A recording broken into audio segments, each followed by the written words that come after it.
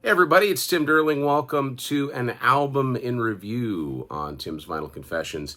This is where I take a classic album and talk about it for a few minutes. And today I'm going to talk about an album that came out in 1980 by a band whose music is still popular today, maybe more popular. They're one of the handful of classic rock bands that gets tons of streaming.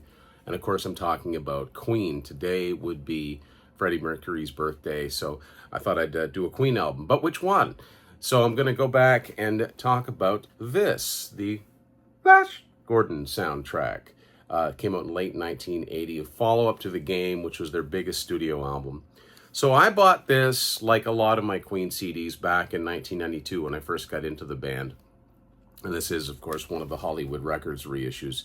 And when I first bought this, honestly, it was to fill out the catalog. It wasn't one that I listened to a lot. But over the years, I found myself returning to this and really enjoying it.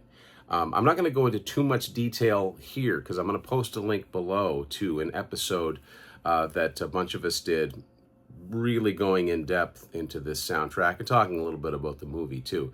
But I find it's really good to put on in the background, and for a band's first foray into movie music, I think it's very admirable. Now, yes, they did have a lot of help from, I believe Howard Blake is the name, and he didn't get a lot of credit, but anyway, that's all in the episode that we did. But yeah, if you've got this sitting on your shelf somewhere, look for that pretty yellow cover. It's hard to miss. It practically glows.